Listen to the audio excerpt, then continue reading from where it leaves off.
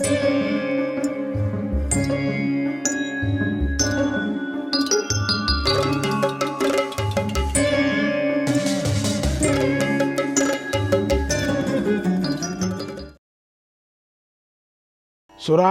యొక్క జన్మ వృత్తాంతము నేను విన్నది విన్నట్లుగా నీకు నేను చెప్పాను. ఇక వీరి సంతానాన్ని గురించి మాత్రం చెప్పడానికి సాధ్యం కాదు, నా చేత కాదు. నిజంగా ఉన్నారు కానీ ఇక్కడ నా చేత కాదు. ఇక దక్షపుత్రిక అయినటువంటి వినతకు తార్కుడు, అరిష్టనేమి, గరుడు, అరుణుడు, ఆరుణి, వారుణి అనేవారు పుట్టారు. స్పెల్లింగులు అప్పుడప్పుడు మిస్టేక్ అవుతుంటాయి, మీరు సర్చ్ చేసుకోండి. కద్రువకు శేషుడు, అనంతుడు, వాసుకి, తక్షకుడు, కూర్ముడు, కులికుడు పుట్టారు. ముని అనే దక్షపుత్రికకు భీమసేనుడు, ఉగ్రసేనుడు, సుపర్ణుడు, వరుణుడు, గోపతి, ధృతరాష్ట్రుడు, సూర్యవర్చసుడు, సత్యవాక్కు, అర్కపర్ణుడు, ప్రయతుడు, భీముడు, సర్వజ్ఞుడు, చిత్రరథుడు, శాలిశిరుడు, పర్జన్యుడు, కలి, నారదుడు అనే 14 మంది జన్మించారు. ప్రాథ అనేటువంటి దక్షపుత్రికకు అనవంద్య, మనువు, వంశ, అసుర, మార్గణప్రియ, అరూప, సుభగ, భాసి అనే కన్యలు పుట్టారు. సిద్ధుడు, పూర్ణుడు, బర్హి, మహాయశస్వి, పూర్ణాయువు, బ్రహ్మచారి అయినటువంటి రతిగుణుడు, పేరే బ్రహ్మచారి అయినటువంటి వాడికి రతిగుణుడు, సుపర్ణుడు, విశ్వవసువు, భానువు, సుచంద్రుడు అనే 10 మంది కుమారులు జన్మించారు. ఇంతేకాకుండా ఆ ప్రాధయందు అలంబుష, మిశ్రకేశి, విద్యుత్పర్ణ, తిలోత్తమ, అరుణ, రక్షిత, రంభ, మనోరమ, కేశిని, సుబాహు, సురత, సరజ, సుప్రియ అనే అప్సరసలను కన్నది. కనుకేమిలేండి, అతిబాహు, ఆహా, ఓహోలు, అతిబాహువు, ఆహా అట, హుహూలట, తుంబురుడు అనే 4 పుత్రులు కన్నది. ఏమో తుంబురుడు సరే, ఊహు, ఆహా, హూహులట. ఇక కపిల అనే దక్షపుత్రిక అమృతం, బ్రాహ్మణులు, గోవులు, గంధర్వులు, అప్సరసలు కన్నది. వీళ్ళందరినీ కనేసింది. ఈ విధంగా గంధర్వులు, అప్సరసలు, సర్పాలు, సుపర్ణులు, రుద్రులు, మరుత్తులు, గోవులు, బ్రాహ్మణులు మొదలైన సమస్త ప్రాణులు పుట్టారు. వారి ఉత్పత్తి నీకు చెప్పాను. ప్రతివారు ఈ ఘట్టాన్ని వినే తీరాలి. ఆయుష్యశ్చైవ పుణ్యశ్చ ధన్యః శృతి సుఖావహః శ్రోతవ్యశ్చైవ సతతం శ్రావ్యశ్చైవానసూయత. ఆయస్సును వృద్ధి చేసేది, పుణ్యాన్ని ఇచ్చేది, ధన్యులను చేసేది, వినటం వల్ల చెవులకు సుఖాన్ని కలిగించేది అయిన ఈ వృత్తాంతాన్ని వినాలి, వినిపించాలి. దోషబుద్ధి లేకుండా నిరంతరము వినాలి. ఈ నిరంతరము వింటూ ఉండాలట, అప్పుడప్పుడు వినాల.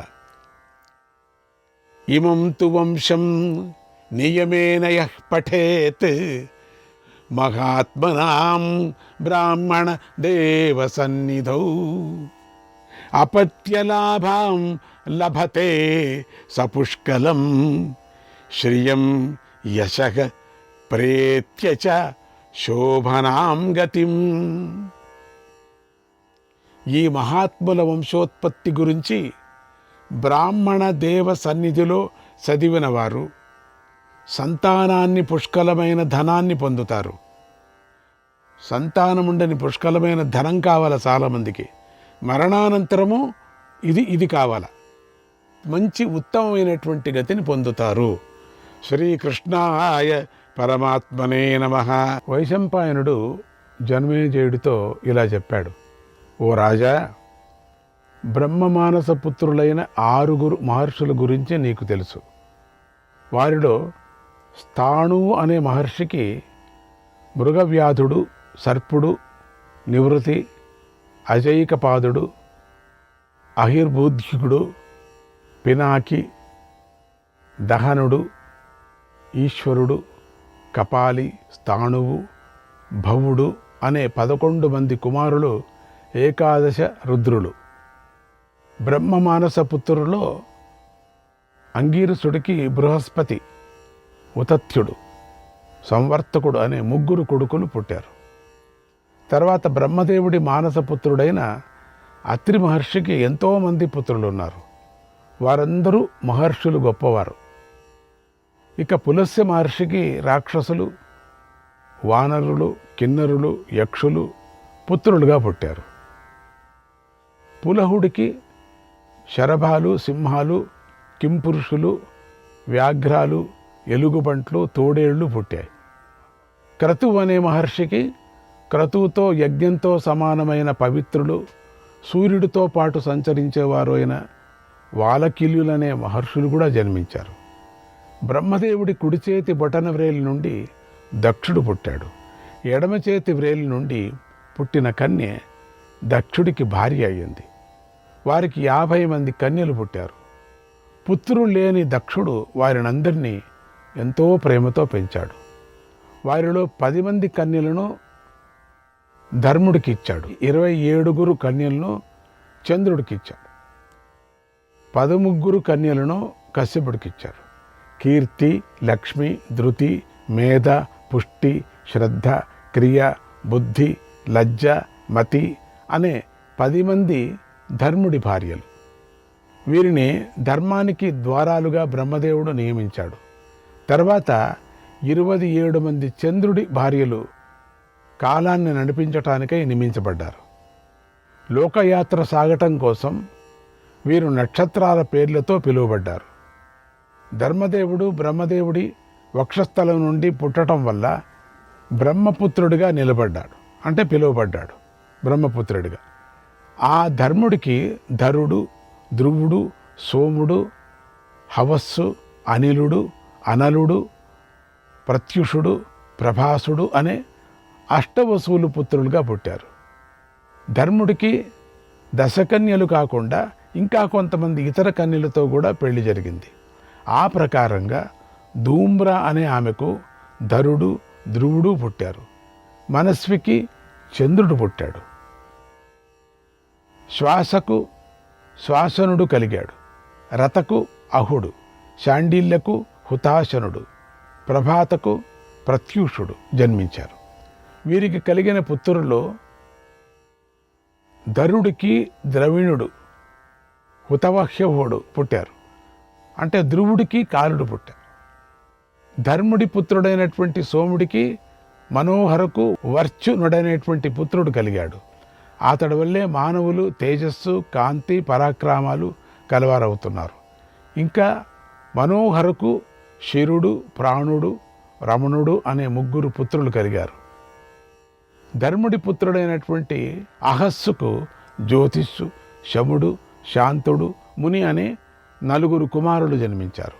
తర్వాత ధర్ముడి పుత్రుడైనటువంటి అనులుడికి అగ్నేహే పుత్రః కుమారస్తు శ్రీమాన్ శరవణాలయః,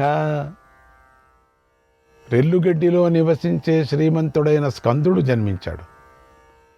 ఆ కుమారుడికి శాఖుడు, విశాఖుడు, నైగమేయుడు అనేవారు తమ్ముళ్ళు.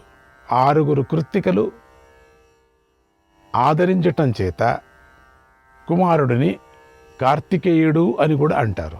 తర్వాత అనిలుడు అనే పుత్రుడికి శివ అనే ఆమె యందు మనోజవుడు, అవిజ్ఞాత గతి అనే 2 కుమారులు కలిగారు.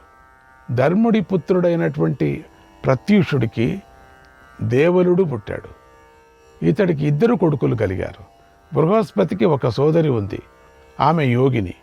ధర్ముడి పుత్రుల్లో చివరివాడైనటువంటి ప్రభాసుడు ఆమెను పెళ్లి చేసుకున్నాడు. వీరికి విశ్వకర్మ పుట్టాడు. 1000 కొద్ది శిల్పాలను, దేవతల విమానాలను విశ్వకర్మే నిర్మించాడు. మానవులు ఆ విశ్వకర్మను పూజిస్తున్నారు. బ్రహ్మదేవుడి యొక్క రొమ్మును చీల్చుకొని ధర్ముడు మనుష్య రూపంలో బయటకు వచ్చాడు. ఆ ధర్ముడికి శముడు, కాముడు, హర్షుడు అనే 3 కుమారులు ఉన్నారు. వారు తమ తేజస్సుతో ఈ జగత్తును పోషిస్తున్నారు. కాముడి భార్య రతి, శముడి భార్య ప్రాప్తి, హర్షుని భార్య నంద. ఈ 3 లోకమంతా వ్యాపించున్నారు. బ్రహ్మమానసపుత్రుడైన మరీచి కుమారుడే కశ్యపుడు. కశ్యపుడి కుమారులే సురాసురులు. అందుచేత ఆయనే ఈ లోకానికి కారకుడు. త్వష్ట కూతురు సంజ్ఞ, ఆమె సూర్యుడికి భార్య అయ్యింది. ఒకనాడు గుర్రపు రూపాన్ని ధరించి అశ్విని కుమారుణ్ణి కన్నది. కశ్యపుడి భార్య అయినటువంటి అదితికి ఇంద్రాదులైనటువంటి 12 మంది కుమారులు ఉన్నారు. వారిలో చిన్నవాడు, చివరవాడు విష్ణువు. ఆ విష్ణువు యందే ఈ లోకాలన్నీ ప్రతిష్ఠించబడి ఉన్నాయి. ఇలా 8 వసువులు, 11 రుద్రులు, 12 ఆదిత్యులు, ప్రజాపతి, వషట్కారుడు, మొత్తం 33 దేవతల యొక్క పక్షాలను, కులాలను, గుణాలను గురించి చెబుతాను విను. రుద్రులు, సాధ్యులు, మరుత్తులు, వసువులు అనేవారు వేరువేరు గణాలు. ఇదే విధంగా భార్గవుడు, విశ్వదేవతలు వేరువేరు గణాలు. వినతాపుత్రులైన అరుణ, గరుడులు, బృహస్పతి ఆదిత్యగణంలోనివారు.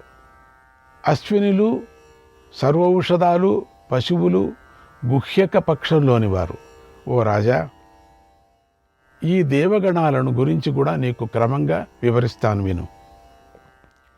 యాన్ కీర్తయిత్వా మనుజః సర్వపాపైః ప్రముచ్యతే. వారిని కీర్తించడం వలన మానవుడు సమస్త పాపాల నుండి విముక్తుడవుతాడు.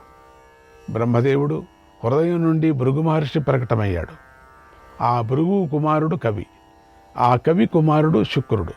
ఈ శుక్రుడు గ్రహమై ముల్లోకాలను రక్షించడం కోసం వృష్టి, అనావృష్టి, భయం, అభయం కలిగిస్తూ ఉంటాడు.